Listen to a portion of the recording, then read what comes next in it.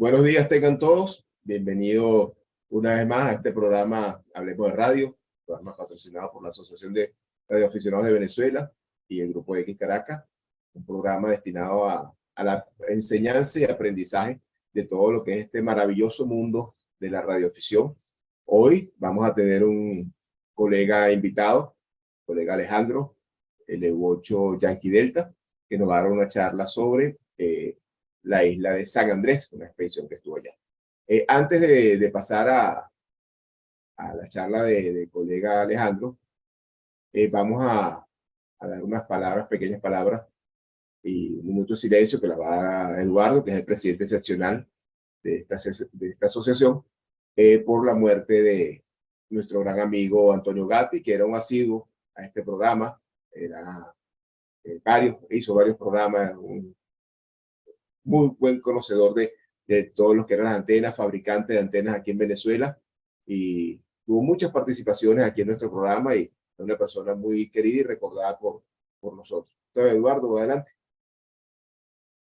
Ok, muchas gracias, Antonio. Buenos días para todos. Bienvenidos a su programa Hablemos de Radio, una tribuna internacional para intercambio de conocimiento del maravilloso mundo de la radioafición. Como muchos, pues ya saben, lamentablemente el día de ayer estuvimos dando el último adiós para nuestro amigo y apreciado colega Antonio Gatti, de B5 APF, quienes muchos conocieron y se hizo muy famoso a través de sus antenas vendidas a nivel internacional, 5 APF. Un colega que compartió muchísimo con nosotros, tuvo muchas oportunidades en esta tribuna de compartir su conocimiento, su experiencia, de la que mucho aprendimos indudablemente, no solo a través del programa, sino de manera personal, cada vez que compartíamos con él en una actividad propia de la institución o de simple visita en su casa. Y, por supuesto, siempre el tema central fue la radioafición. Por lo cual, quiero solicitar en este momento a la audiencia para dar un minuto de silencio en paz de su alma. Así que comenzamos el minuto de silencio.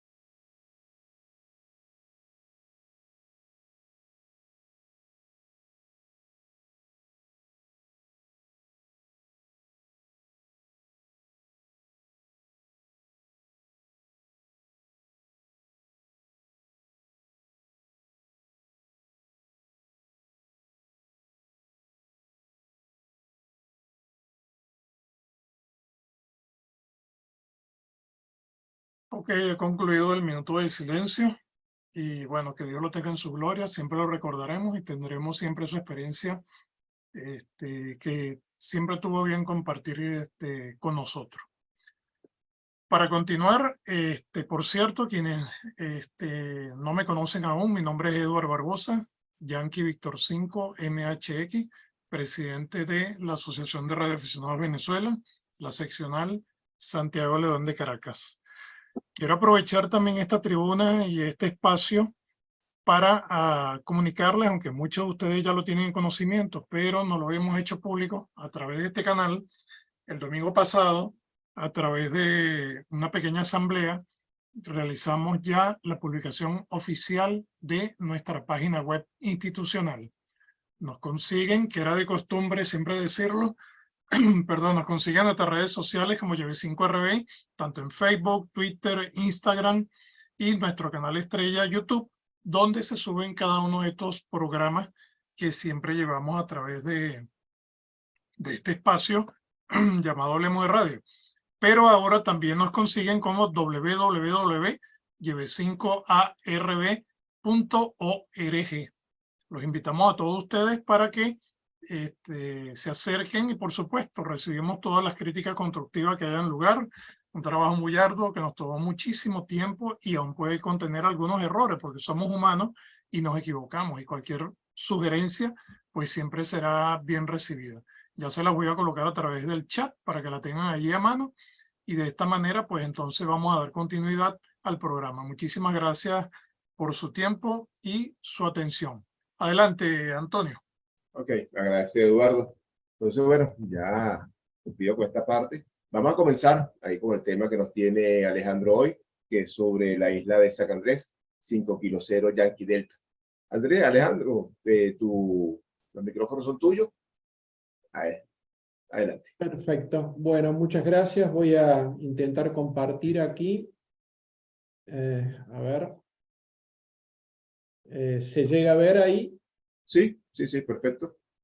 Luego tienes que ponernos en modo presentación y ya. Sí, estoy... Ahí está. ¿Ahí se ve bien? Ahí, listo, perfecto.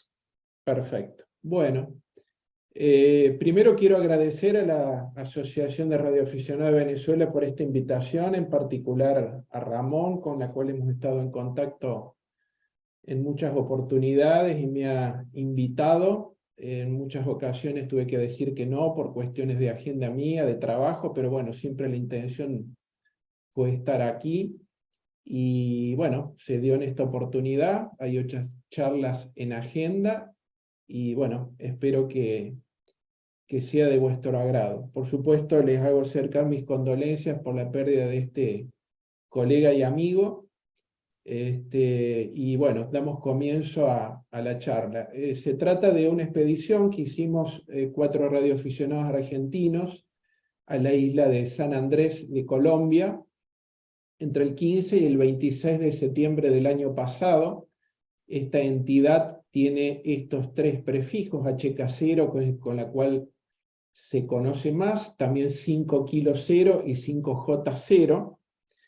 Y estuvimos en ese lapso haciendo nuestra actividad de DX.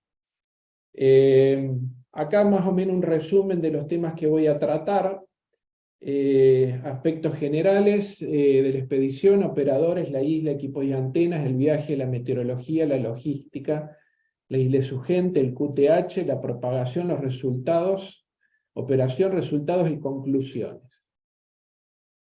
Bien, quienes participamos de esta expedición fuimos 4 radioaficionados argentinos: L9 Francia Hotel Francia, LU7 Maitango, L1 Foxtrot Mike, L8 Yankee Delta, quien les habla. Los 3 primeros integrantes del Yaguareté DX Group, que es un grupo de radioaficionados de la provincia de Santa Fe, en el centro de la Argentina, que incluso están armando un campo de antenas para participación de concursos. Yo me incorporé en esta expedición y también al grupo. Abajo tiene los nombres de cada uno: L9FHF Daniel, Pablo L7MT, L1 Foxtrot Mike, José Luis Murano, que tiene una fábrica de antenas, JB Corta P, aquí en Argentina, quien les habla Alejandro Álvarez. La modalidad de trabajo que elegimos, porque esto puede parecer un poco atípico, es que cada uno tuvimos un indicativo propio e independiente, de manera que cada uno pudiera regular la cantidad de tiempo dedicado a la radio y la cantidad de tiempo que dedicaba al turismo. Para poder balancear un poco la modalidad Holiday Style o radio exclusiva, ya que en el caso de Daniel y José Luis, ellos ya estuvieron en la isla en 2 oportunidades, y Pablo y yo fuimos por primera vez. Entonces cada uno tenía su indicativo y podía de alguna manera tener cierta libertad. Cada uno fuimos con nuestra estación propia, esto es equipo, computadora y amplificador, y lo que compartíamos fueron las antenas, que ahora vamos a describirlas, ¿sí? Esta fue nuestra modalidad de operación y cada uno manejó sus logs, confirmaciones y QSLs. En mi caso, mi indicativo fue 5 kilo 0 Yankee Delta. Un poco resumen sobre mi actividad: yo soy radioaficionado de 1979 hasta el año 1990. Mi indicativo fue el EU2 Hotel Charlie Quebec en la provincia de Córdoba. Y un poco resumen de mis antecedentes, CDX fue, bueno, esta expedición que estoy describiendo, la expedición HC8LUT a Galápagos, expedición a Isla de Pascua, C0 Yankee, y después tuve operaciones en Bolivia, Paraguay, Brasil, Uruguay, España, Chile, en modalidad portátil y móvil, no expedición, y desde el mes de febrero hasta el mes de mayo estuve operando en 2 bases antárticas argentinas, L1 Zulu Víctor y L4 Zulu Sierra, base antártica Esperanza y base antártica Marambio. No está puesto acá, pero he participado, organizado y participado de casi 20 expediciones, o mejor dicho, de XCAM, de radioescucha. Yo formo parte de un grupo de radioaficionados de radioescuchas que nos dedicamos a la escucha de DX en televisión y DX en broadcasting de frecuencia modulada, y también DX en onda media y en onda larga. Hemos llegado a instalar antenas Beveras de 300, 600 y 1200 metros para poder escuchar, recibir emisoras de onda larga y onda media de broadcasting y utilitarias de todo el mundo. Esto es una actividad que, bueno, la venimos desarrollando por lo menos desde el año 2005 y que seguramente será motivo de otra charla separada con la cual me propuso también Ramón. Complementa esto que está resumido aquí. Un poco sobre la isla. Esta es una imagen satelital de la isla. Tiene aproximadamente 12 kilómetros en el eje norte-sur por unos 3 kilómetros de ancho. Aquí se ve el aeropuerto de San Andrés, la localidad que es la capital. Esto forma parte de un archipiélago de varias islas, San Andrés y Providencia. Y nosotros elegimos un QTH en la costa este. Después vamos a ver más detalles en la localidad de San Luis, que es un paraje semi-rural, en nuestra búsqueda de tener más espacio para antenas y a su vez menor nivel de ruido. Estos dos, SAP-002 y SAP-008, son 2 faros luminosos marítimos que son de activación permanente, y nuestra operación desde este lugar nos permitió que nuestros QSO operaran como activación de este faro, porque de acuerdo al reglamento de faros estamos a una distancia de validación y con contacto visual, no así el SAP-008, que si bien estaba a una distancia menor, estaba obstruido por un cordón montañoso. La parte más alta de la isla es esta zona, la loma, de manera que en este QTH tenemos pleno despejamiento hacia el oeste y muy buen despejamiento prácticamente a los 360 grados. Este es un resumen, la ubicación. ¿Qué equipos llevamos? Llevamos 2 equipos L-Craft KX3, un Yaesu FT857, un Icon IC7000 que me acompaña a mí en todas las expediciones, Handys Baofeng para la operación por satélite, y llevamos 3 amplificadores Expert 1K3 de 1300 vatios y una amplificadora Meritron de 500 vatios. Esto conforma, junto con las notebooks, los equipos que cada uno llevó como parte de su estación y equipaje. En el caso mío fue el Icon 7000 y el Expert 1K3, y las antenas que llevamos fue una X-Beam para la banda de 20 a 6 metros, un dipolo para 30, una Cashcraft MA8040 vertical para 80 y 40, una MA160 para 160 metros, y antenas directivas Arrow para VHF y UHF. Accesorios fundamentales fueron un pentaplexer y filtros Dan-Star Filter, que nos permitió operar las 4 estaciones con sus amplificadores en simultáneo en bandas distintas, y todo utilizando cables coaxiales RG8X, que fue algo muy práctico en un equilibrio entre volumen, peso, flexibilidad y bajas pérdidas para manejar 1 kilovatio de potencia. Siempre en una búsqueda de ser lo más óptimos posibles en términos de volumen y peso del equipaje.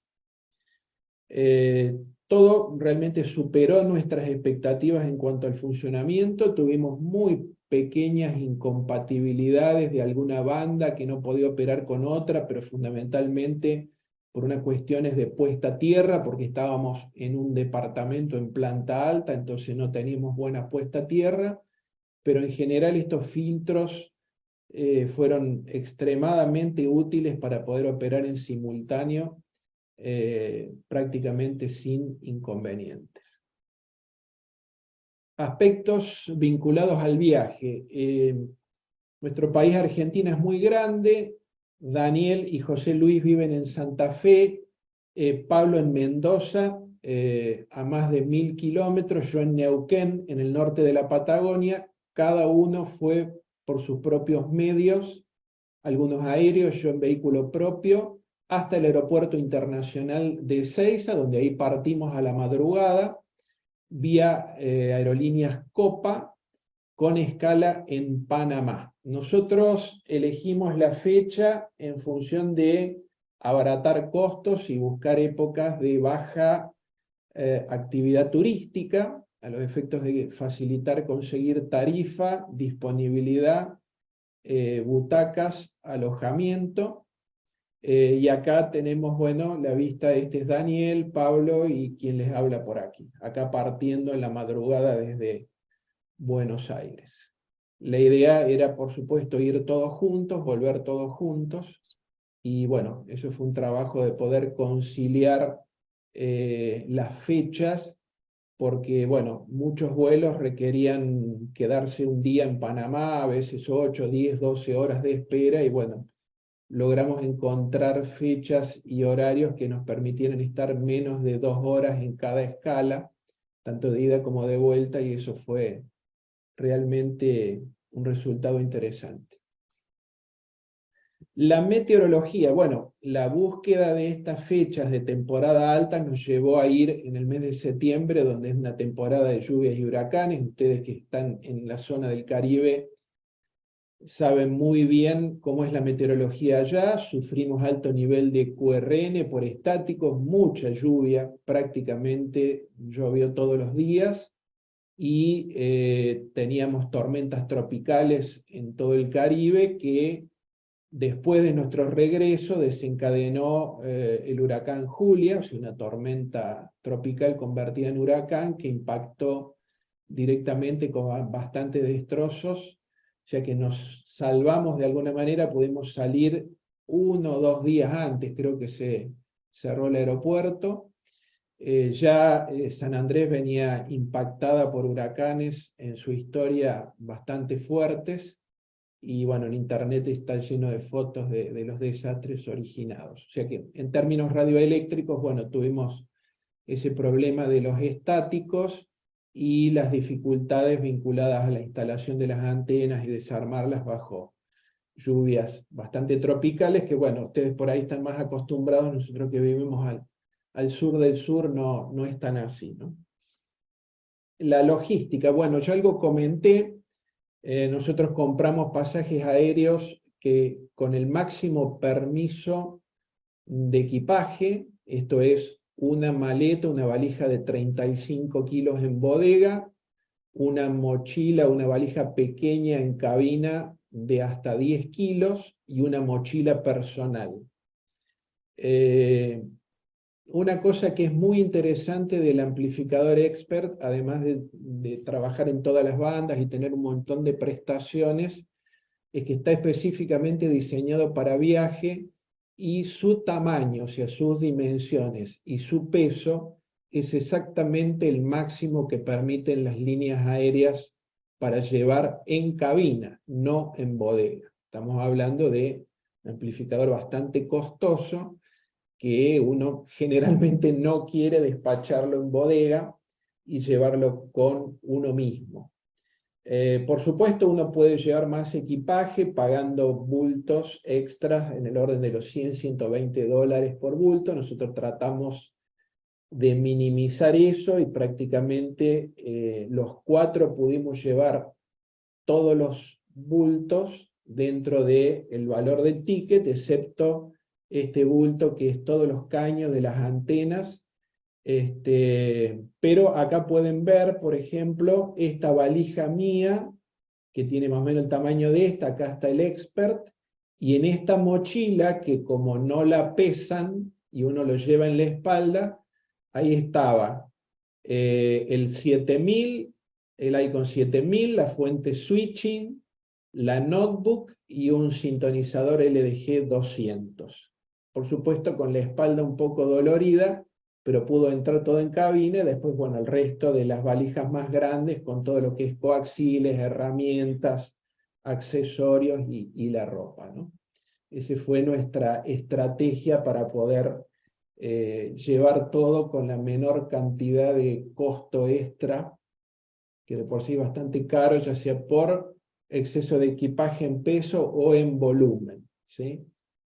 Todas las dimensiones estuvieron dentro de lo máximo permitido. Aspectos relevantes de la isla. Bueno, la isla, ya vimos las dimensiones, tiene 53.000 habitantes, prácticamente su principal actividad es el turismo, seguramente muchos de ustedes la conocen. En segunda medida, lo que es la pesca. Y bueno, pudimos conocer, quienes fuimos por primera vez, y dedicarle tiempo a conocer un poco. Este es el faro, acá, que teníamos a la vista, y que nuestros contactos validaban como activación, no solamente de Isla Iota, sino también, obviamente, Radio País y el faro.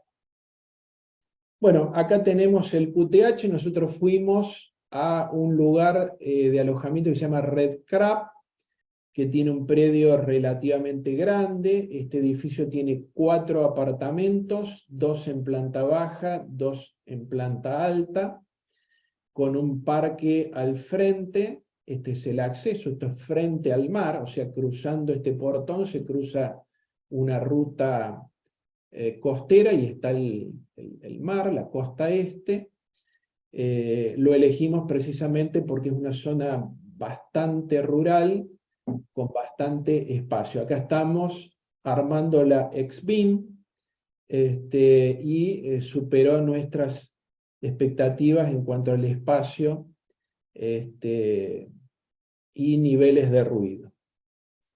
Acá, bueno, está José Luis, está Daniel armando los distintos mástiles. Acá ya estoy yo con la X-Beam montada acá lateral. Después se sube este caño de 8 metros para sacarla por arriba del techo.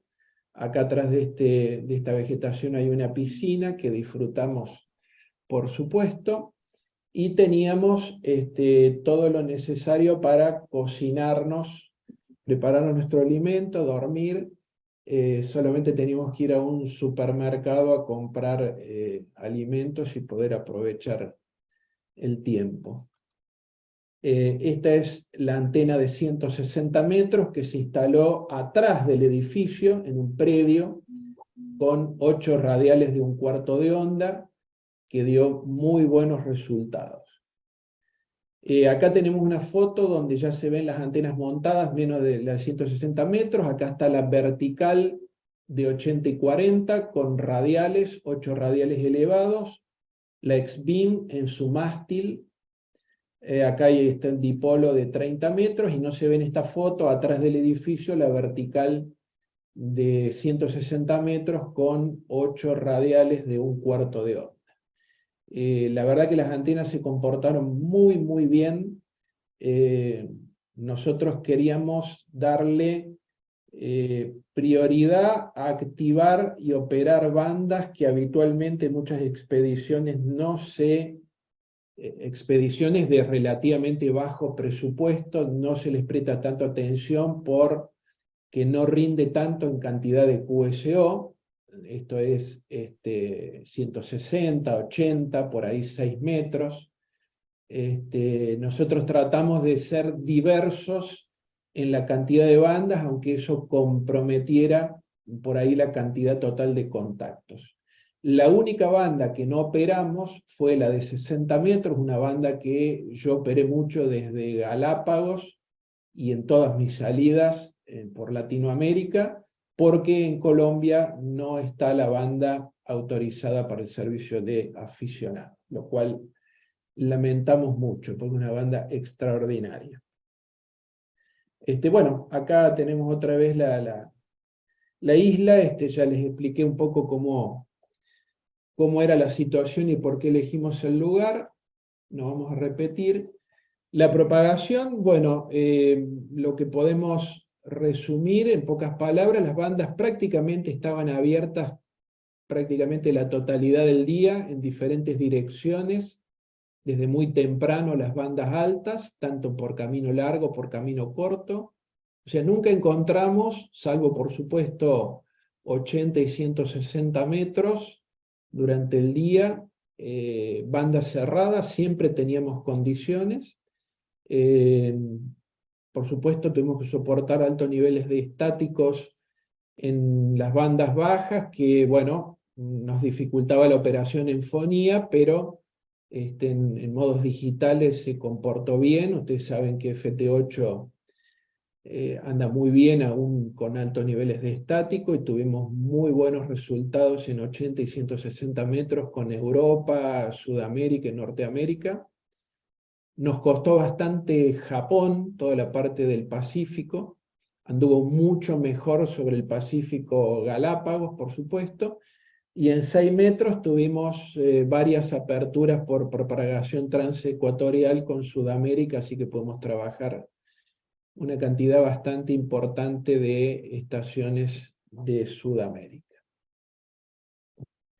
La operación, bueno, fue en fonía en modos digitales, en todas las bandas. Como dije, prioridad a aquellas bandas que no son muy habituales, o sea, 160, 80, 30, o sea, las bandas WARC, donde como no se realizan concursos, por ahí no se las tiene muy en cuenta en muchas expediciones que hacen coincidir sus plazos, sus tiempos durante eventos de concurso. No fue en este caso.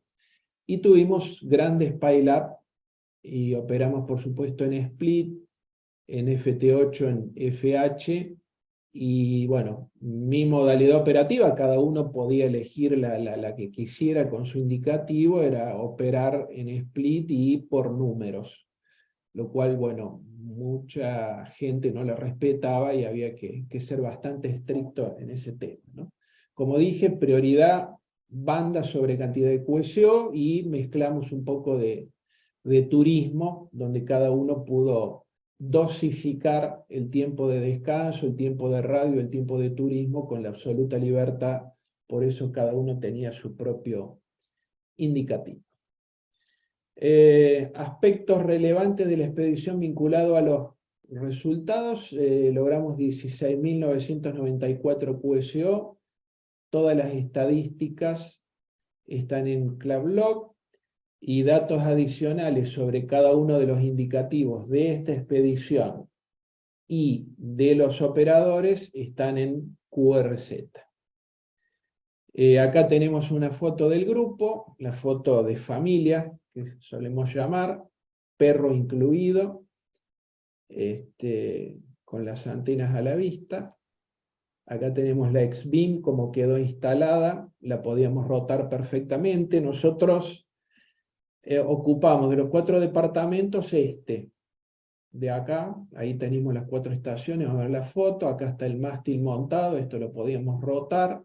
Las demás antenas no necesitaban rotación, así que no teníamos que desplazarnos más que salir un par de metros acá a zona de balcón, y podíamos girar cómodamente la antena, todo conectado por RG8X y los filtros antes mencionados. Estos son los puestos de trabajo. Acá están las 4 estaciones. Este es el rincón este es la mía, muchísimo calor, tuvimos algunos cortes del servicio eléctrico, y bueno, como ustedes saben, el Caribe es muy caluroso, nosotros no estamos tan acostumbrados, así que tratamos de poner aire acondicionados y ventiladores y operar la mayor cantidad de tiempo posible. Acá tenemos una vista, acá estoy yo, José Luis, Daniel operando, y cada uno con su logo indicativo. Acá tenemos uno de los amplificadores. Y bueno, muchas herramientas, llevamos analizadores de antenas, etcétera, etcétera. Acá estamos un poco en la parte de Holiday State, tomando unas cervezas, día que nos tomamos para hacer turismo, a veces ir hasta la capital para hacer alguna compra de comestibles. Y esta es mi tarjeta QSL. En este caso yo operé siempre con mi QSL Manager es Italia Kilo 2 DUW. Bueno, acá hay un mosaico de QSLs recibidas. En mi caso, esta es la QSL de Daniel, la QSL de Pablo, la QSL de José Luis. Conclusiones. Muy buenos resultados de los equipos y antenas. El desempeño de los filtros realmente fue muy bueno. Nos permitió operar con mucha comodidad. El QTH superó nuestras expectativas. Siempre es bastante difícil porque las imágenes turísticas que ofrecen los lugares de alojamiento no son a veces pensadas como para que uno pueda hacerse una idea de los espacios, la disponibilidad. Lo bueno que al ser en temporada baja, ninguno de los otros departamentos estaba ocupado, con lo cual teníamos pleno uso de la totalidad del complejo. Entonces teníamos más libertad para los cables, los radiales, las instalaciones, ¿no? En contrapartida, bueno, las dificultades que tuvimos por esos beneficios fue la meteorología adversa que citamos y la conexión a internet, que realmente no había, el lugar no tiene servicio de internet, teníamos que operar a través de una línea vía red de telefonía móvil y realmente fue muy complejo. Digamos, queríamos a veces navegar internet, intercambiar comunicación con nuestros seres queridos, incluso subir los logs para bajar los niveles de ansiedad que son necesarios con quienes han contactado y quieren ver su contacto confirmado, fundamentalmente para que no repitan los QSO y nos resten rendimiento en el aire. Pero bueno, esa parte no la pudimos resolver y la tendremos en cuenta si surge la posibilidad de ir en otra oportunidad. Bueno, muchas gracias. Como ustedes vieron, en el listado de mis actividades no figura Venezuela. Yo espero, es uno de los pocos países que me queda de Latinoamérica conocer. Sí, varios de Centroamérica. En México estuve, pero no pude conseguir los permisos para operar, así que conozco desde el punto de vista turístico, pero no desde el punto de vista radioeléctrico. Y bueno, espero poder conocer Venezuela y si es posible hacer radio, sería un placer para mí. Muchas gracias a todos y quedo a disposición para cualquier consulta vinculado a esto o cualquier otro tema.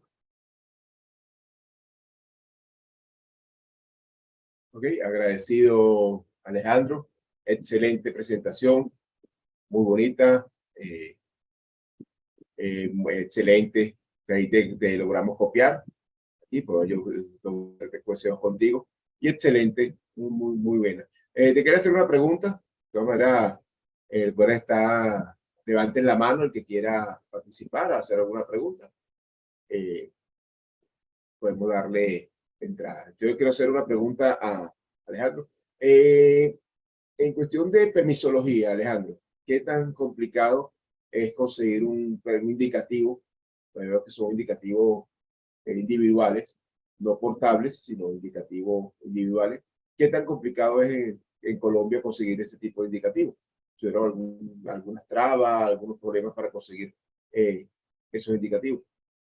No tuvimos ningún problema, si bien eso fue una tarea que la llevó adelante José Luis, que ya estuvo en varias oportunidades en la isla y tiene los contactos muy aceitados. Se hizo a través de Radio Club de Colombia, de un radioaficionado que se presta para este tipo de gestiones, y simplemente presentamos copia digital de nuestra licencia, nuestro pasaporte, y hubo que pagar $10 y obtuvimos nuestro indicativo sin ningún tipo de problema.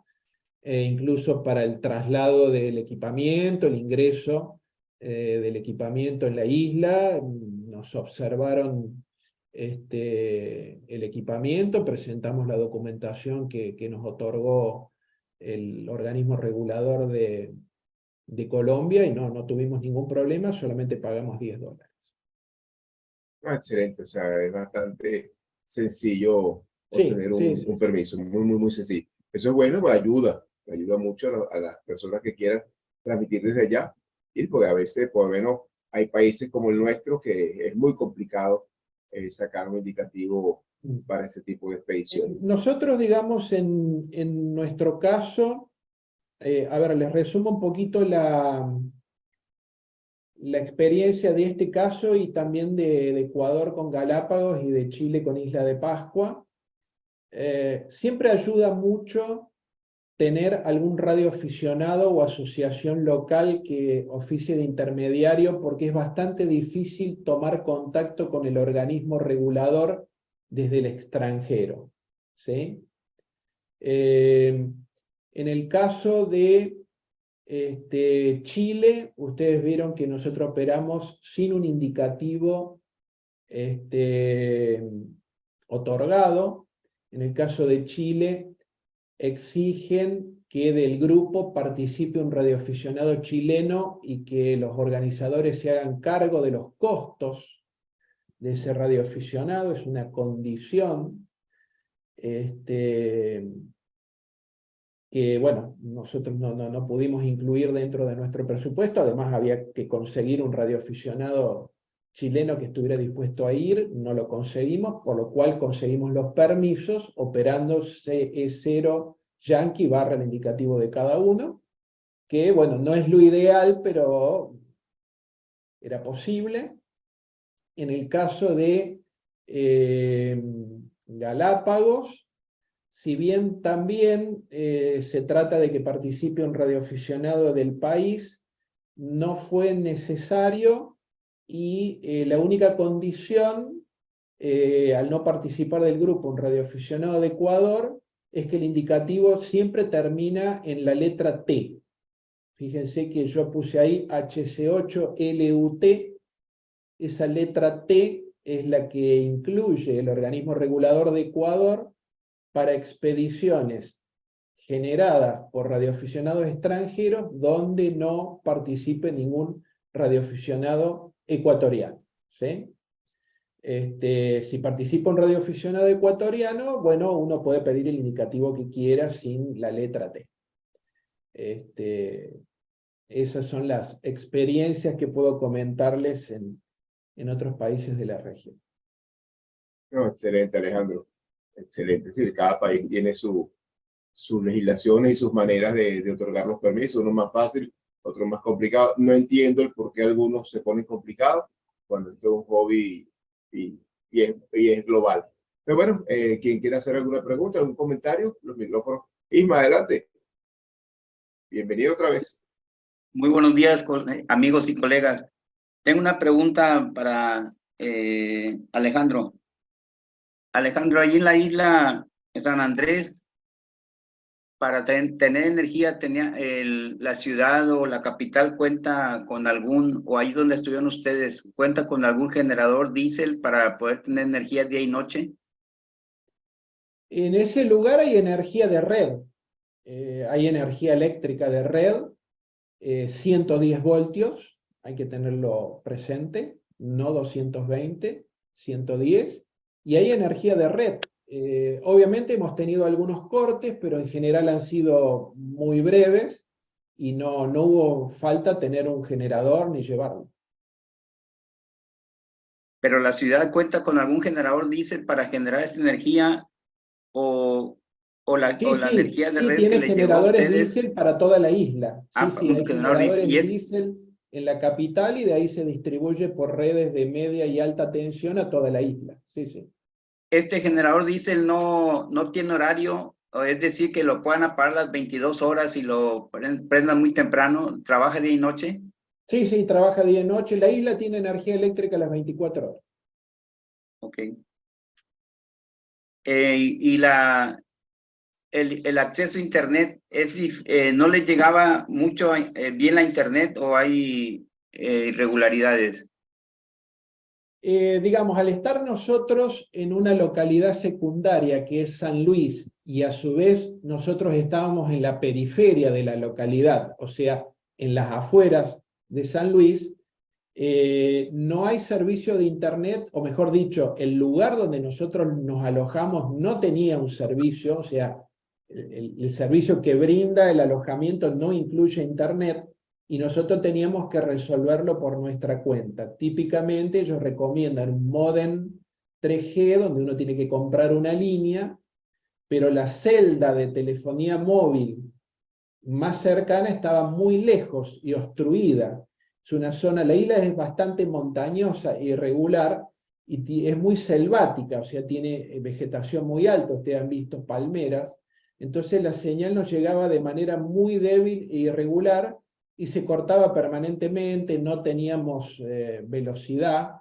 Realmente fue, digamos, si hay algo que sufrimos más el problema de internet que los estáticos y las tormentas tropicales y la lluvia, ¿no?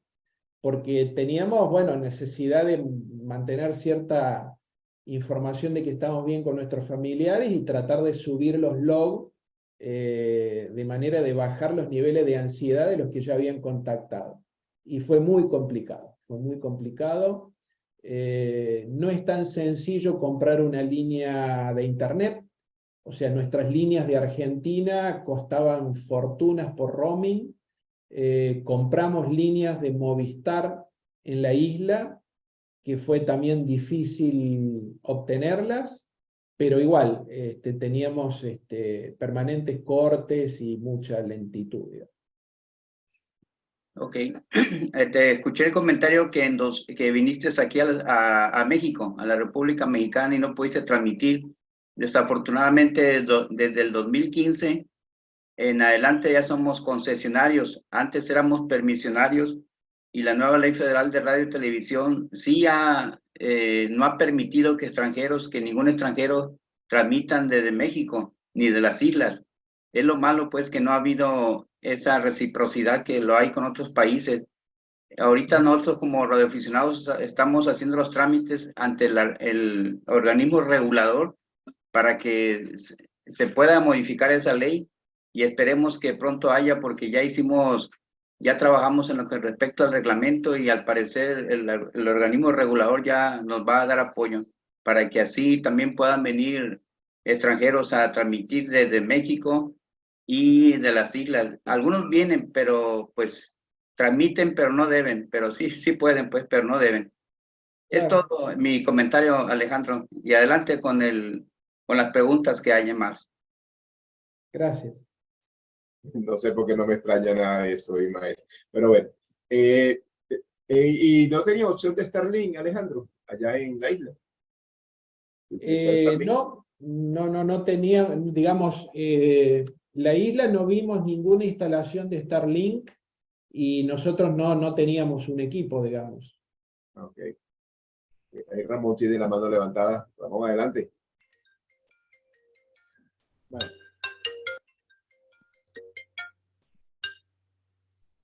Bueno, buenos días a todos los colegas. Muchas gracias, Alejandro, por esta muy interesante experiencia que la estás compartiendo acá con nosotros. Y nos gustan mucho las actividades de expediciones, etcétera. Y tenía unas preguntitas aquí. Uno, aduana. ¿Cómo manejaron lo de las aduanas y equipos de radio para pasar por las mismas? No sé si era en Panamá fue de paso nada más, ¿verdad? De tránsito, quizás no habría problema, pero la entrada a Colombia. Y la otra es con referencia a la X-Beam, tiempo para armarla, qué tipo de soporte pusieron en la base, la clavaron o pusieron un trípode, qué altura tenía. Y me fijé en una de las fotografías.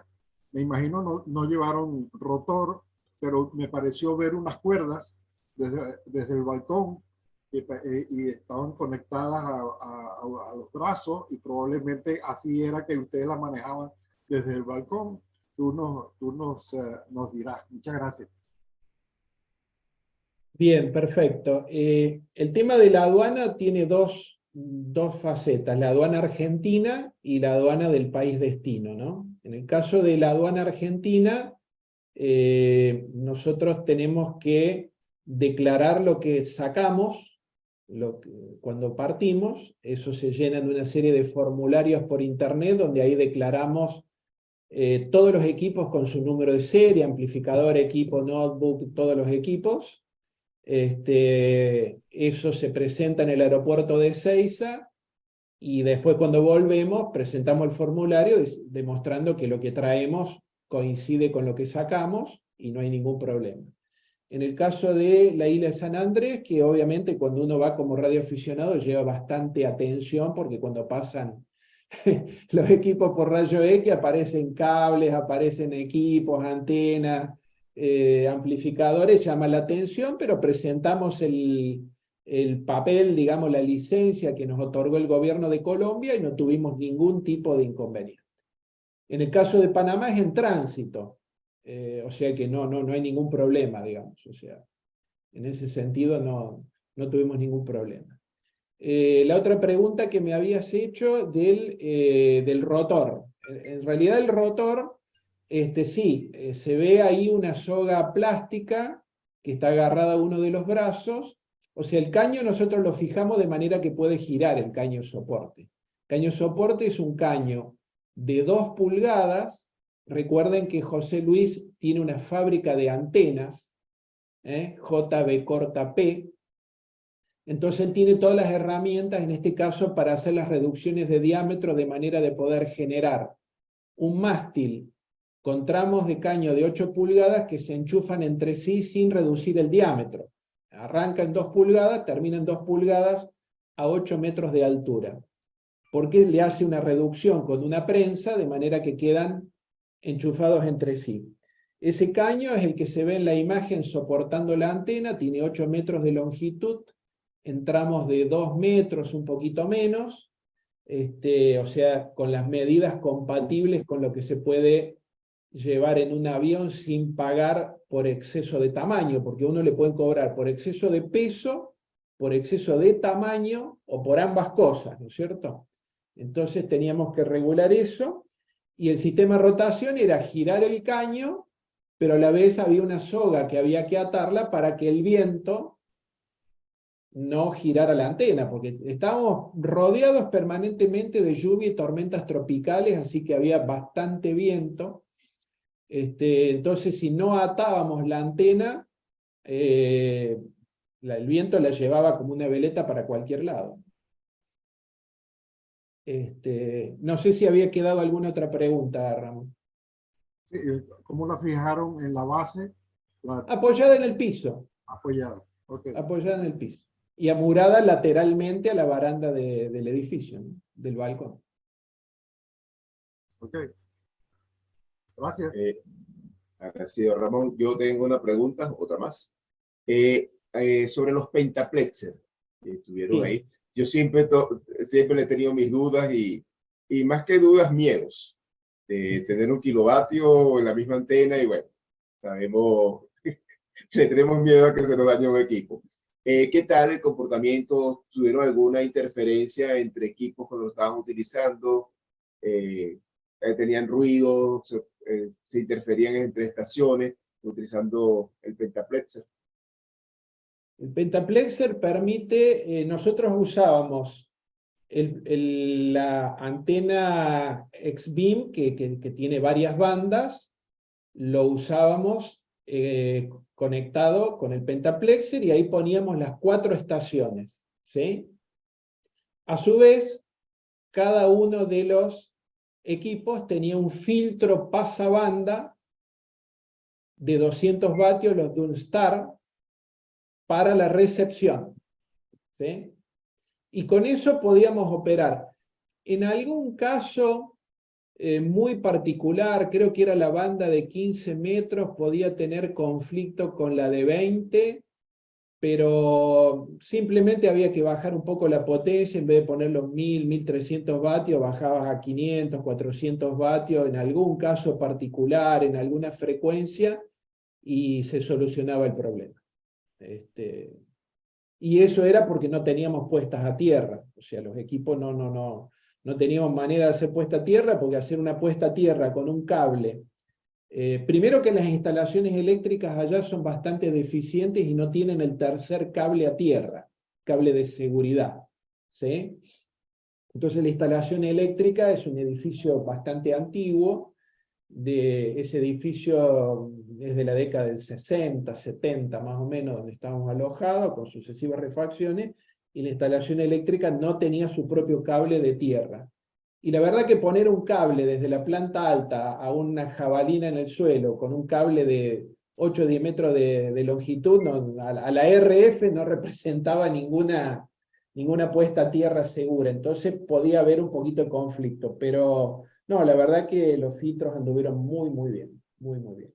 Estamos hablando de la combinación del Pentaplexer, que permite compartir una única antena multibanda con 4 estaciones hasta 5, más los filtros individuales por banda que se usan en la parte de recepción, ¿cierto?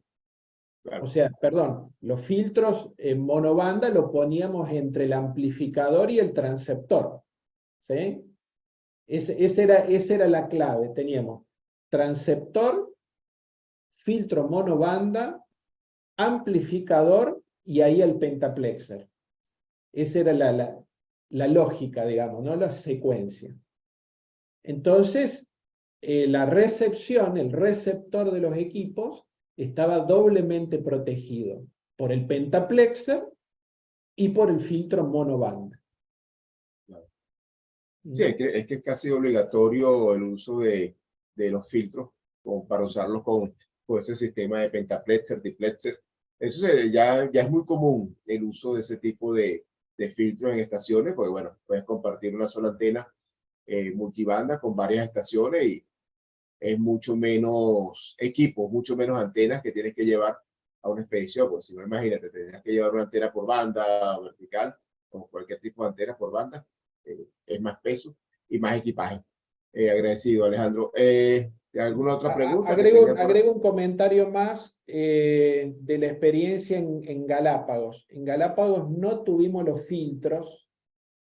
Primero operamos sin amplificadores con 100 vatios porque quienes iban, yo en ese momento no tenía el expert y quienes fuimos no teníamos otros amplificadores y el único que tenía amplificador desistió de ir al viaje 24 horas antes porque falleció su papá, así que fue una expedición de solo 100 vatios sin filtro, y si bien llevamos una X-Beam de construcción propia, hecha acá por nosotros, que funcionó muy bien, pero no podíamos transmitir en simultáneo ni siquiera con 100 vatios por falta de los filtros, porque teníamos un altísimo nivel de humedad. Nosotros habíamos hecho las pruebas en Argentina, acá en la Patagonia, que tenemos 5, 10, 15% de humedad, y las cosas andaban bastante bien, me refiero a antenas individuales por equipo, pero próximas.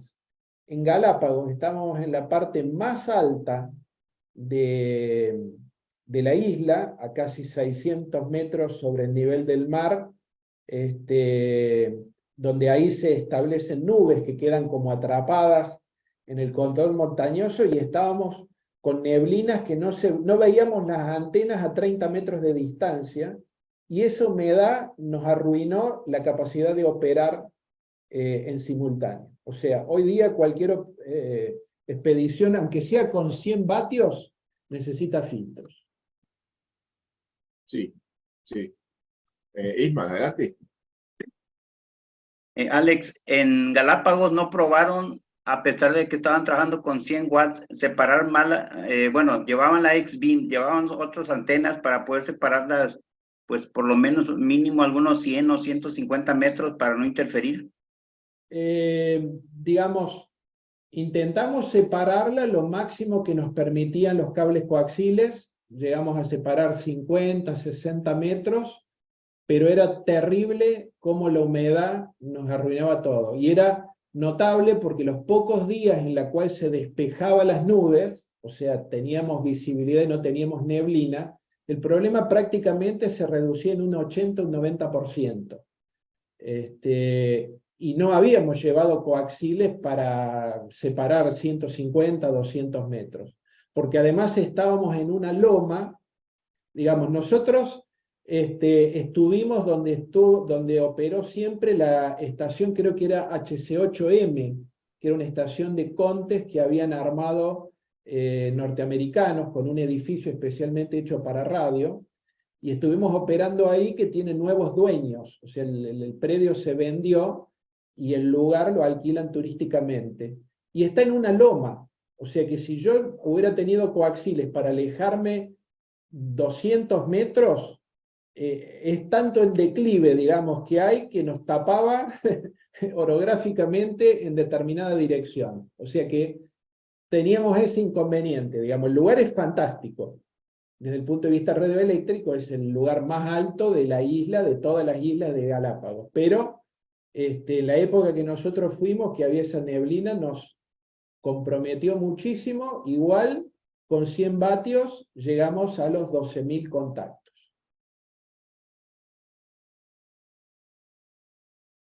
Sí, la humedad en realidad es un problema porque, por ejemplo, yo tengo una antena de 6 elementos para 6 metros. Y en la mañana a veces cuando hay condiciones y que la quiero trabajar, me da reflejadas altas, pero como a las 9:30 o 10 que ya calentó el sol y que se leó, me trabaja excelentemente bien. La humedad es un problema. Sí. Sí, y no solo para las antenas, para los equipos, para los radios, todo. Todo, la humedad es terrible. Mira, nosotros en las expediciones que hacemos aquí normalmente a las islas venezolanas, que son bastantes, siempre llevamos antenas monobandas. Monobandas, por lo general verticales, y algunos dipolos o dipolos en B, dipolos pero rígidos.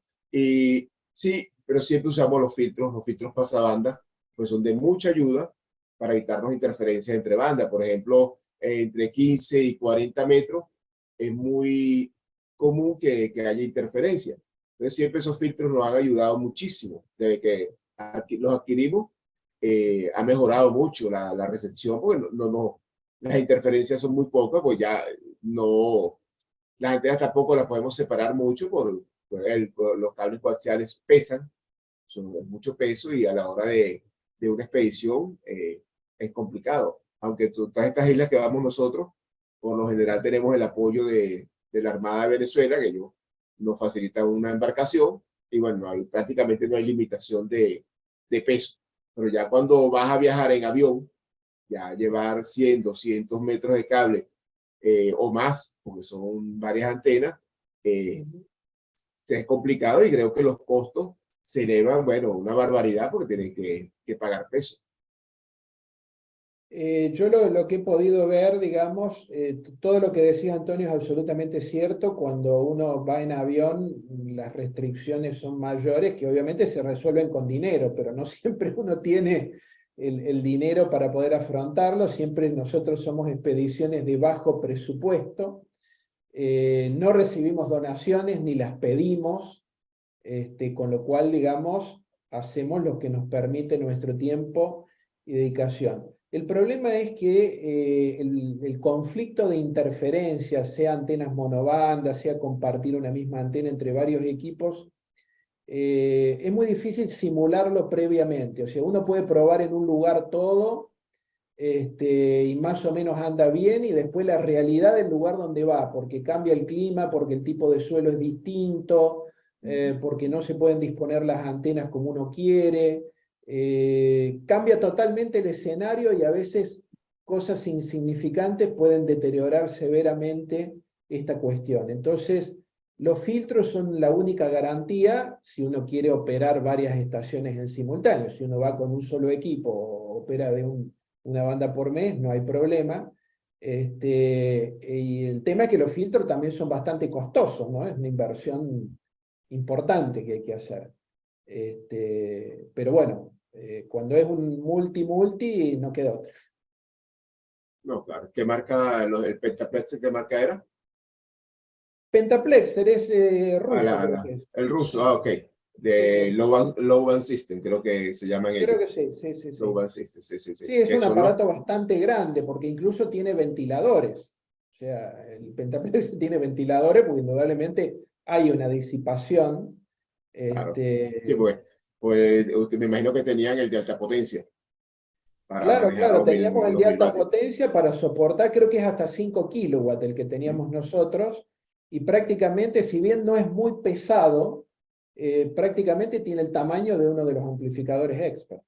Sí, sí, esa marca, el Low Band System de los rusos, son muy buenos y económicos en comparación con los otros que hace el vecino que está un poco más hacia el oeste, para nombrarlo, que sí son bastante costosos. Bastante costosos, pero sí, muy buenos. Sí.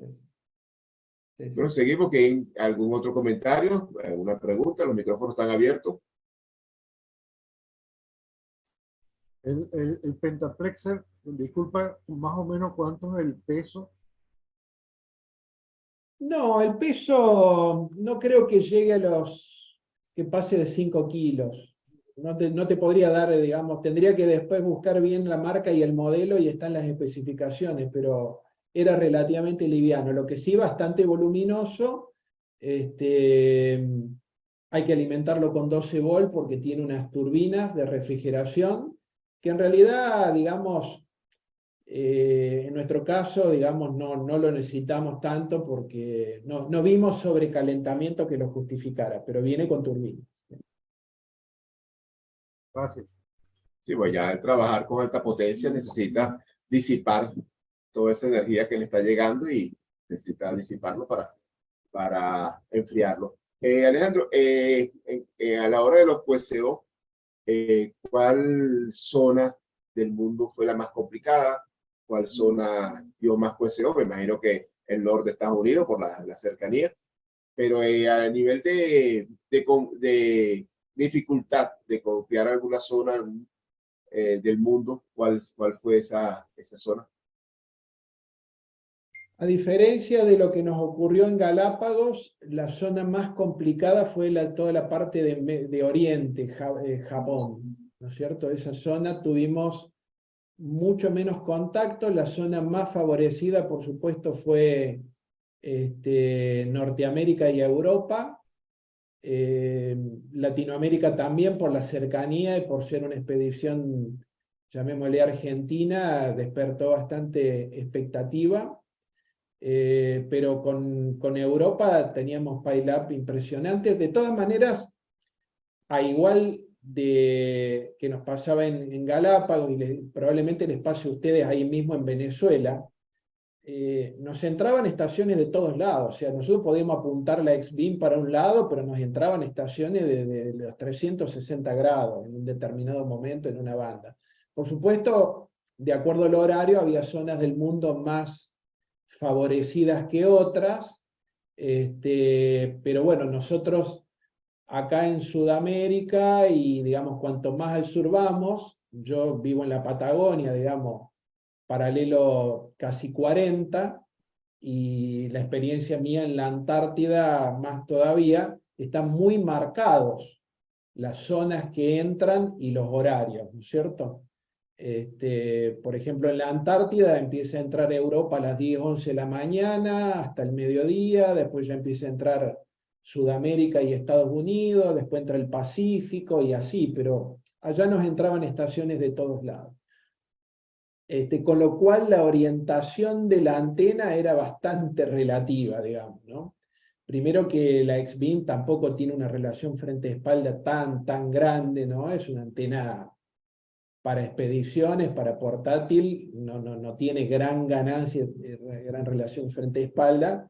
Igual es una antena maravillosa, creo que Ramón había preguntado cuánto nos llevó a armarla.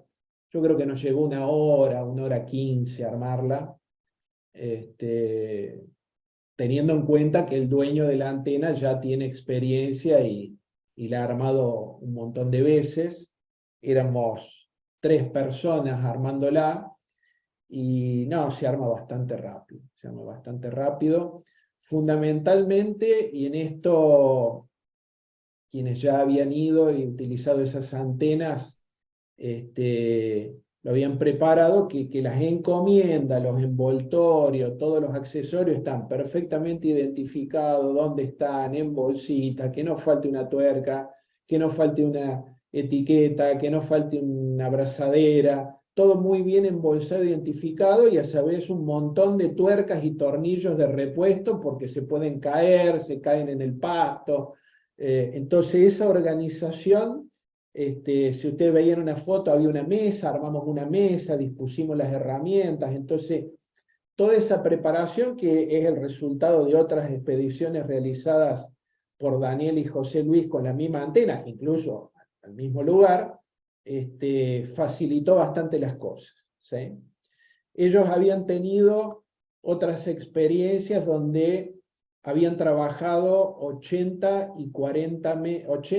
y 160 metros con dipolos en V invertida a baja altura. No se puede llevar mástiles de gran altura, y fue totalmente un fracaso utilizar en 80 y en 160 dipolos horizontales en V invertida a baja altura por el suelo, por el ángulo de disparo, que es muy alto. Son antenas que se convierten en NBIS.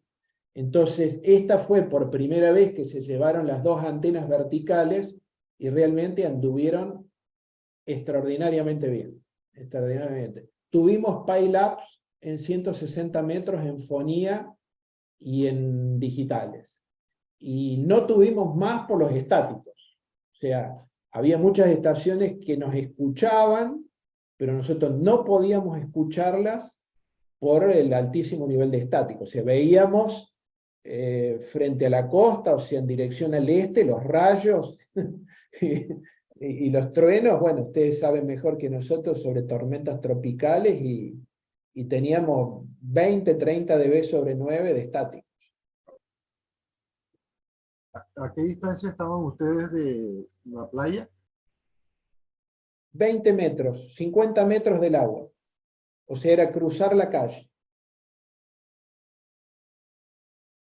Y ahí la propagación es muy buena. A orilla de playa es excelente cómo se puede transmitir, pero cuando hay ruido, esa cantidad de ruido tan grande, es muy difícil. Y lo que pasa es que mucha gente se molesta, no saben las condiciones que están los operadores, y comienzan los insultos, a escribir por el clúster, que si son sordos, que no copian, bueno, cualquier cantidad de cosas que uno dice, bueno, vénganse para acá y vean de verdad lo que está sucediendo. Mucha gente no sabe lo que está pasando en la expedición, y critican muchísimo por esas cosas. Hay ciertos patrones, Antonio, que yo he podido verificar llevando la estadística de Galápagos, de Isla de Pascua y de esta expedición, que podría decir las 3 más o menos interesantes en las cuales yo he participado, que todo lo que decís es cierto. Y ya tenemos un ranking. Obviamente no voy a entrar en detalle de cuáles son los países con peores operadores y cuáles son los mejores operadores. Y se replicó en las 3 expediciones. Hay un patrón, ¿sí? Hay una cuestión sociológica que merece un estudio, daría para una charla, y podríamos escribir un libro con las anécdotas y las propuestas desopilantes que nos hacían por correo electrónico para lograr un QSO, en la ilegalidad, en la legalidad, como decir, bueno, yo hago radio solamente en la móvil cuando voy de mi trabajo a mi casa, y necesito que salgan en tal banda a tal hora, y viste, uno no está al servicio de cada uno, satisfacción de necesidades. Y después propuestas de la más absoluta ilegalidad de querer comprar los QSO, es decir, cuánto cuesta el QSO, de tratar de fraguar el QSO, o sea, toda una ingeniería social para tratar de hacer creernos que el QSO está hecho y no está hecho, y eso cada vez se nota más. Estaciones, sobre todo en modo digitales, que operan con el prefijo de 1, nos pasó ahora en la Antártida.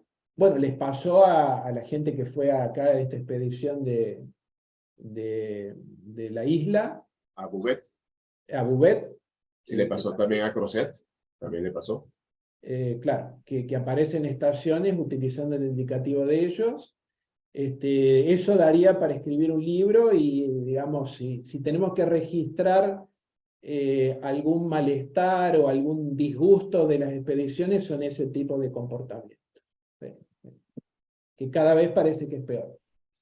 Sí, lamentablemente creo que el afán de llegar, cumplir las metas de XCC de cualquier modo, manera, está haciendo que mucha gente tenga esas artimañas o trate de buscar ese QSO de la forma que sea, el costo que sea. Eso no, bueno, nosotros que ya tenemos cierto tiempo ya haciendo de X, trabajando expediciones, bueno, lo vemos de manera diferente. Tú nombraste algo de una charla sobre la ansiedad, de que no pudieran subir los logs rápido, y eso generaba en los radioaficionados ansiedad porque no podían ver que hacían o sea, que aparecía en el log. Imagínense en la época de cuando no existían estas herramientas de chequearse del log inmediatamente, el log online, cuando no existía eso. No teníamos, o sea, sí teníamos cierta ansiedad, pero esa ansiedad a veces tardaba meses o años en disiparse, porque era enviar la QSL, esperar que llegara, que respondieran y retomarla. Ahí es donde nos dábamos cuenta si habíamos hecho el QSO o no. Ahora la gente quiere inmediatez. Y yo creo que esa inmediatez ha perjudicado un poquito también, y es parte del desespero que tiene la gente de hacerlo los QSO como sea, ser el primero.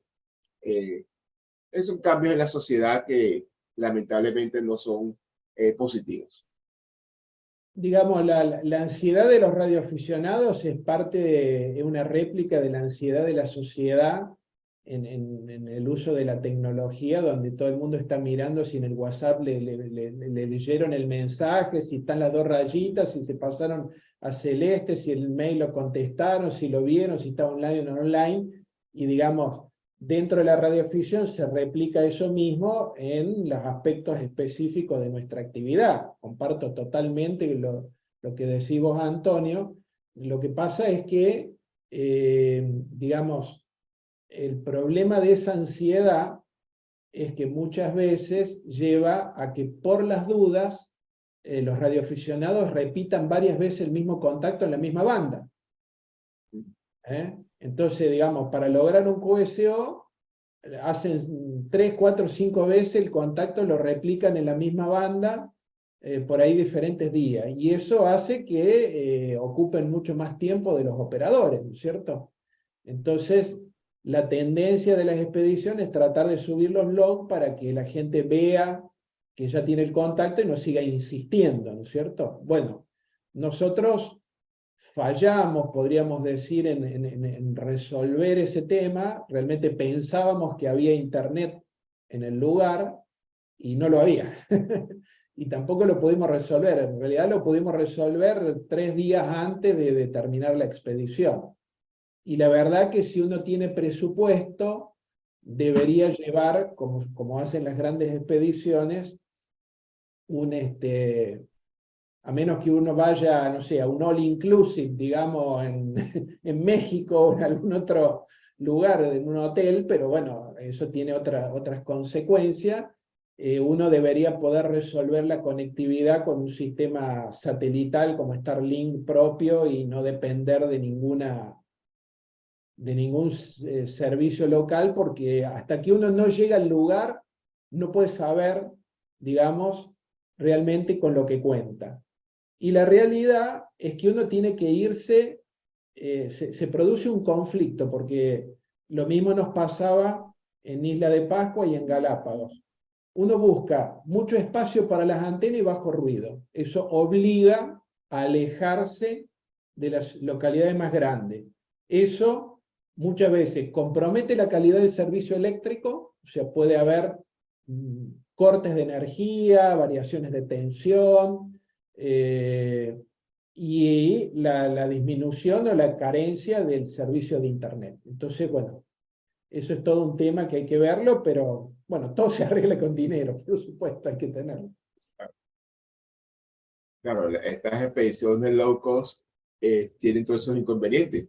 Ya cuando hay patrocinios grandes, bueno, se pueden resolver muchas cosas antes de ir a la isla. De hecho, hasta viajes previos se pueden hacer cuando hay presupuesto, pero este tipo de expediciones que normalmente hacemos en estos países, nosotros los latinos, son expediciones de bajo costo y no tenemos esos beneficios que puede tener una expedición de muy alto costo. Entonces, cuando a veces hemos ido muchas expediciones a la isla de Venezuela, estamos llegando sin saber qué nos vamos a encontrar. Sabemos que ahí sí no hay internet, sabemos que no hay electricidad, o si hay electricidad, sabemos que es limitada porque hay una base militar en esa isla. Si tienen plantas eléctricas, pero no sabemos en qué condiciones están esas plantas eléctricas. Entonces, siempre nos llevamos las nuestras, por si acaso, tener energía. Pero al final no sabemos si las antenas, vamos a tener un buen espacio para poner las antenas, electricidad, mucho menos agua, otros servicios básicos. Muchas veces no los tenemos, pues son islas donde solo hay una estación naval o una estación militar. Entonces llegamos así a la deriva, sin saber nada, y ahí, bueno, como buenos radioaficionados y radioaficionados latinos que resolvemos todo, y como todos lo sabemos, siempre solucionamos todos los problemas y las expediciones han salido una belleza, una maravilla de expedición. Y, a ver, uno puede plantearse, digamos, distintos escenarios de estrategia y decir, esta expedición no va a confirmar ningún contacto digitalmente hasta que vuelva final y uno lo anuncia y se terminó la historia, y el que no le gusta, no le gusta, y a paciencia, o llevar una solución en la cual pueda cumplir. Nosotros terminábamos yendo con una notebook a San Andrés, a la capital, buscando señal 4G, y de ahí hacíamos un hotspot con el celular, le dábamos wifi a la notebook y podíamos subir. Pero nos teníamos que tomar un colectivo, hacer prácticamente 10 kilómetros hasta la capital, que lleva su tiempo porque es un colectivo que para en muchos lugares, para hacer eso y después volver. Eso lo podemos hacer una vez por día, una vez cada 2 días, pero bueno, hay gente que cree que puede hacer el QSO y automáticamente le aparece la confirmación en LOTW o en Club Love, y sí, eso no siempre y la QSL, ¿cierto? Y la QSL física al día siguiente. Claro, la QSL física al día siguiente, sí, no. Es imposible. Yo creo que uno tiene que fijar las pautas porque también, digamos, meten mucha presión. Después otro de los problemas es mirar el correo electrónico. O sea, todos tenemos el correo electrónico en el QRZ, los personales. Muchas veces las expediciones tienen un correo electrónico propio, y las andanadas de correo electrónico que suelen mandar durante la expedición es increíble, con todo tipo de propuestas, con propuestas del tipo: solamente le voy a aceptar respuestas en inglés o alguien en otro idioma, o sea, en su idioma natal. O sea, yo tenía que traducir, saber el idioma del que escribía o traducirlo en Google para contestarle. O sea, podría escribir un libro con pedidos y propuestas absolutamente desopilantes y fuera de lugar. Y si uno está mirando el correo electrónico, mete mucha presión. O hay que ignorarla y no aceptarla, no contestar ningún correo, o directamente no mirar el correo y bueno, uno manejarse, digamos, con los afectos, con los familiares por otro lado. Por eso creo que las grandes expediciones también ponen lo que se llaman pilotos, ¿no? O sea, alguien que haga de secretario, de secretaria, de front-end, para atajar lo que nosotros llamamos atajar todos los penales de la gente que empieza a escribir preguntando cosas que ya están publicadas, ya se sabe, ya fueron anunciadas, pero preguntan igual. Bueno, es así. Bueno, por lo menos la gente que estuvo en Bouvet, ellos decidieron de que no iban a responder ningún correo para verificar QSO, sobre todo en FT8. Si no lo pueden hacer en telegrafía, lo de telegrafía sí lo pueden hacer y en fonía, pero no iban a responder ni modificar. Si alguien te hizo un QSO en FT8 y no salía en el log, no iban a rectificar, así tuviera foto, mandara la foto, todo, no iban a rectificar, o sea, ni siquiera iban a ver los correos. Solo publicaron, mucha gente se molestó, sí, pero ellos sí fueron muy tajantes en eso. Lamentablemente, y eso yo estoy de acuerdo, hay que tomar medidas bastante drásticas para evitar ese tipo de manipulación o presión, ¿no? A mí me gusta mucho operar por números, no solamente en split, sino por números. Era terrible la cantidad de estaciones que no respetan. O sea, uno llama por número y tratan de toda manera de hacer el QSO cuando su indicativo no tiene el número que está siendo tratado, o que uno vuelva para atrás, o que se apure para que, digamos, atender menos tiempo, porque no tienen tiempo, ganas de esperar. O sea, es increíble. Por supuesto, eso lo manifiestan en frecuencia. Bueno, ustedes ya tienen mucha experiencia de expediciones de ambos lados del mostrador, ¿no es cierto? Como expedicionarios y como trabajan en expediciones. Así que no voy a decir nada nuevo que no hayan vivido o sido testigos ustedes.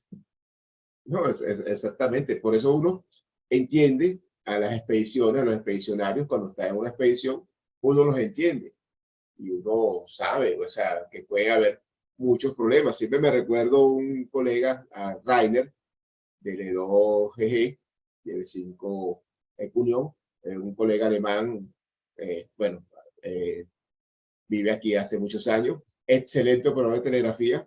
Estamos en una isla, la isla de Coche, teníamos niveles de ruido de C9 más 20, C9 más 10, y alguien le dijo que era sordo.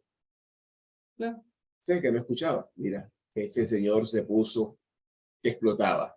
Porque aparte, Rainer era un operador de ligas mayores. O sea, estamos hablando de una persona que te puede trabajar a 60 palabras por minuto en telegrafía. O sea un superoperador. Y que le dijeran sordo, wow. Y era una persona, pues, está vivo todavía, una persona extremadamente correcta. Extremadamente correcta. Y que le digan eso, bueno, el hombre estaba que se moría de la rabia. Por comentarios absurdos que hace la gente. Son situaciones de mucha injusticia, porque cualquiera que hace una expedición, si bien lo hace como disfrute personal, está brindándole la oportunidad a un montón de gente de trabajar un Radio País, y la mayoría de las veces no se le pide nada a cambio, ¿no es cierto? Hay sacrificios, gente que deja sus vacaciones, su familia, su trabajo, pone dinero en su bolsillo, bueno, todos. Obviamente lo hacemos porque nos gusta, pero es bastante injusto esos maltratos. Pero bueno, es un maltrato que también lo vemos en las redes sociales, en todos lados, y que parece que el respeto no es algo muy conocido. Y bueno, hay que tomarlo como que son la realidad. O sea, uno puede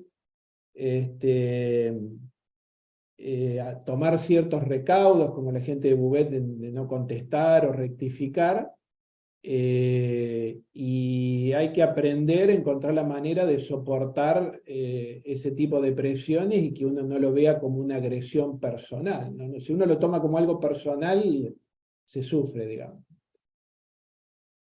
No, claro, hay que tomarlo tranquilamente, pues sabemos que eso va a pasar, que va a haber gente que no le va a gustar la manera de operar, no, o sea, siempre va a haber alguien que va a molestar y bueno, sabemos de dónde las zonas donde más molestan y donde más hacen ruido, donde más están desesperados por hacer los jueces. Y bueno, de toda la vida siempre ha sido lo mismo. Lamentablemente otros radioaficionados que no eran así, también están comenzando a portarse mal. Por ejemplo, los japoneses antes siempre eran muy correctos. Llevar un pilot de japoneses, eso era muy bonito porque eran muy correctos. Sí. Uno decía Japón Alfa 2 Alfa y no salía más nadie sino esa estación. Ya no, ya los japoneses se han desordenado también. Entonces creo que estos cambios en la sociedad también están afectando a la radioafición. Bueno, ni decir todos los policías que hay, todas estas cosas, bueno. Y seguirá empeorando, veremos cosas peores en el mundo. Sí, digamos, no es muy distinto a lo que tenemos que soportar en la vida cotidiana, en el trabajo, en todos lados. O sea, la radioafición es un reflejo de la sociedad, así que es difícil que la radioafición o cualquier otra actividad esté exenta de lo que le pasa a la sociedad en su conjunto, ¿no es cierto? Somos un reflejo. Pero bueno, en ese contexto yo rescato, digamos, que hacer expediciones es algo maravilloso. Obviamente siempre hay cosas buenas, hay cosas malas. A ver, hay gente que ha perdido la vida, hay gente que ha perdido equipos, hay gente que ha sufrido dificultades severas, con lo cual este tipo de cosas que nosotros estamos comentando son anecdóticas, digamos, hay que dejarlas pasar, tomarlas, digamos, como parte del contexto y seguir haciendo expediciones, disfrutándola, aprendiendo. Yo creo que son experiencias extraordinarias que a quien le gusta el DX tiene que poder darse el gusto. Y yo pretendo seguir haciéndolo en la medida que la economía me lo permita, digamos. Sí, exactamente. Lo que pasa es que mucha gente no ha entendido todavía que esto es un hobby, es un pasatiempo, es algo para pasar un buen rato, conocer gente, disfrutarlo, que es lo que hacemos, hacer una expedición, como dice, se disfruta mucho, mucho trabajo, sí, es muchísimo trabajo, un esfuerzo físico, mucho esfuerzo mental también, pero al final uno termina una expedición satisfecho cuando ve que fue buena, uno termina con una satisfacción enorme, uno llega a casa muerto, con mucho cansancio, pero satisfecho de que se cumplió con las labores. Y como dicen, mientras el cuerpo aguante, estaremos haciendo este tipo de actividades de expediciones. Sí me parece, y agrego esto que quiero someter a consideración de todos los presentes. No sé si ha trascendido mucho, pero ustedes saben que hay un ranking de expediciones, ¿no es cierto? Hay un ranking que simplemente rankea en función de la cantidad de QSO. Entonces, bueno, se proponen 200.000 contactos, 150.000, pero no es representativo ni justo, porque nunca puede competir una expedición de low cost con una que tiene 1 millón, 1,5 millones, 2 millones de dólares. Entonces, el ranking debería ser cantidad de QSO por dólar invertido en la expedición. Porque como KPI, como indicador, es el rendimiento de contactos por dólar gastado. Si no, siempre una expedición de 1 millón, 1,5 millones de dólares va a hacer más contactos, ¿no es cierto? Entonces debería imponerse o proponerse un ranking a nivel mundial donde califique en función de la cantidad de QSO realizado por dólar invertido. Entonces una estación low cost, que puede ser muy bien optimizada dentro de un marco de modestia, puede estar compitiendo con las más costosas, ¿no? No, y no solo eso, Alejandro, también, bueno, San Andrés es una isla que sale bastante al año, sale varias veces al año. Sí, No es lo mismo competir San Andrés con Crozet, con Bouvet, claro. cuando están en el lugar número 2 del mundo, de Por los más supuesto. buscados, número 3, número 4. O sea, no es lo mismo una entidad que esté entre los 50, los 100 más buscados, o sea, atrás en la lista, que contra los 10 más buscados. Por supuesto que ahorita sale Papa 5 y en un mes pueden hacer más de 200.000 QSO si no tienen ningún inconveniente. O sea, va a ser sencillo porque hay la gente para hacer también esa cantidad de QSO. Ya entidades más pequeñas que salen constantemente, no, va a ser difícil que hagan tantos QSO. Ahí tenemos África. África ahorita. Ahora África, antes era complicado trabajar en ciertos países africanos. Ahora África, a cada rato hay una expedición para África. Si son unos rusos o unos italianos que están en África transmitiendo. Entonces, mientras más difícil sea la entidad, más difícil de llegarle, por supuesto va a ser más fácil que gane en la mejor expedición del año, porque son más buscadas y van a ser más QSO. Sí, pero digamos, las entidades más difíciles a su vez son las más costosas de activar. También. Porque es difícil obtener los permisos, porque hay que llegar, digamos, por algo son entidades difíciles, porque Sí, es difícil no hay de manera. activarla, digamos, por cuestiones políticas y económicas, pero si uno lograra un indicador, un KPI que dividiera cantidad de contactos dividido cantidad de dinero, y ese sería cantidad de Claro, QSO, ahí vos podrías comparar una entidad muy difícil de hacer con una entidad modesta, ¿no es cierto? claro, Eh, exactamente. y bueno, Sí, es así. es algo tangible. Yo agregaría a esa evaluación lo que es imperceptible, como es la satisfacción que brinda, la experiencia que brinda, el aprendizaje y la felicidad que nos brinda a cada uno de nosotros cuando hacemos una expedición o la expedición misma. Que no es cuantificable. No, eso no. Eso para mí es lo más importante. Sí. Y solamente uno en su propia intimidad puede medir eso y cuantificarlo, porque el placer es una cuestión muy personal. Claro, totalmente. Además, hay Okay. una cuestión, por ejemplo, en esta expedición a San Andrés, no nos conocíamos. O sea, yo conocía a solamente José Luis, porque lo vi una vez, lo visité en su casa, pero los demás operadores no los conocía. O sea, podría haber dificultades de convivencia, de cuestiones, digamos, de todo tipo, y en ese sentido fue bárbaro y estamos permanentemente viendo dónde vamos a ir la próxima vez, ¿no? Que en general hoy día las dificultades más grandes que estamos teniendo es obtener los permisos. Por ejemplo, obtener un permiso para operar alguna isla de Brasil, bueno, ya lo dijo Ismael de México, es muy difícil. No es difícil llegar, no es difícil alojarse, o bueno, o los costos, digamos, están dentro de los presupuestos, pero no se está pudiendo obtener los permisos. Ese es todo un tema.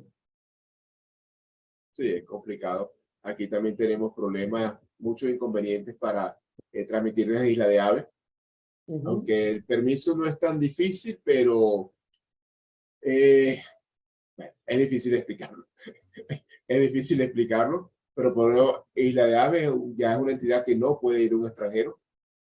Ya, Nadie, ninguno. por lo menos del norte no puede ir. Sí, quizás del sur, si pudiera ir algún radioaficionado, solo puede ser organizada por radioaficionados venezolanos. Ningún extranjero puede organizar una expedición a Isla de Aves. De asistir puede, pero no puede organizarla, sino siempre tiene que ser un radioaficionado venezolano. Sí han ido a Isla de Aves extranjeros, pero en estos momentos no hay forma de que un radioaficionado extranjero vaya Y el gran inconveniente que tenemos es el transporte para llegar hasta la isla, ya que normalmente nosotros viajamos con la Armada, que siempre nos ha llevado, pero ya de unos cuantos años para acá, la Armada no está en condiciones de hacer un viaje, vamos a decir un viaje de placer, que ellos lo pueden llamar de placer, de llevarnos allá y una semana, 15 días después irnos a buscar. Es difícil. La única manera que puede haber ahorita es que nos vayamos entre cambio de guardia, que nos lleven un día y en un mes nos vaya a buscar. Pero ¿cuántos de nosotros puede estar un mes allá en la isla? Es complicado. Y una embarcación privada es muy costosa. Lamentablemente, aquí no podemos costearla. En Venezuela es imposible costearla. Sí, sabemos que hay gente dispuesta a costearla, un viaje a la isla, pero no pueden operar desde allá. Entonces nadie va a poner un barco para ir a la isla y no poder estar en la isla y transmitir. Va a ser muy difícil. Eso por cuestiones de seguridad, cuestiones militares, que no se La puede estupidez ir. humana. Ah, Con eso te respondo todo, la estupidez humana. Bueno, ¿algún otro porque comentario? es una entidad muy buscada, Isla Aves. Sí, estamos ya como entre 13, 12 más buscados. Claro. Y para Asia, Japón es la número 1. Es más buscada para Asia. O sea, hay con qué hacer una expedición. Ya todo está listo para hacer una expedición, pero lamentablemente permisos y transporte se nos hace muy difícil asistir. Pues ya tenemos todos los equipos, todo preparado, tenemos los operadores, pues siempre ya el grupo de nosotros tiene más de 20 años, casi 30 años haciendo expediciones, incluida Isla de Aves. Y mira, todo está hecho, todo está preparado, es simplemente sacar los equipos, desconectar los equipos, montarnos en un barco y llegar allá. Pero lamentablemente tenemos esas trabas burocráticas y, como te dije antes, la estupidez humana. Bueno, acá en Argentina también hay dificultades parecidas, o sea, antes había mucho más apoyo de las Fuerzas Armadas para realizar actividades de radioaficionado en las islas del sur, en la Antártida, y ahora también se vio muy limitado ese tema. De hecho, bueno, la actividad que pude hacer yo fue porque fui por otro tema, no por radioafición, ¿no? Pero el apoyo no es tan sencillo. Aparentemente en Brasil, no sé si hay algún radioaficionado brasilero, yo por lo menos cuando estuve en Brasil, que fui, digamos, yo desde hace 15 años, me tomo un mes en cada año a visitar alguna región de la Argentina o algún país de Latinoamérica. Entonces he estado un mes en Bolivia, un mes en Paraguay, un mes en Uruguay, un mes en Chile, un mes... yendo en mi propio vehículo, ¿no? Países limítrofes. Y cuando estuve por Brasil, que como yo normalmente voy en el mes de febrero, hago estos viajes, coincide con las activaciones de los faros, ¿sí? Faros sudamericanos.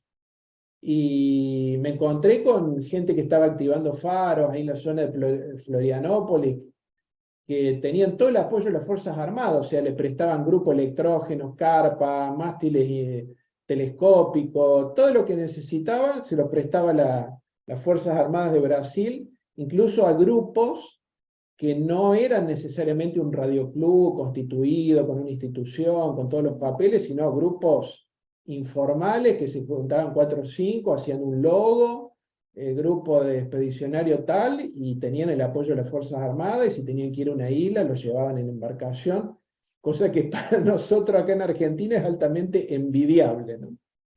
Pero bueno, parecería que es una excepción.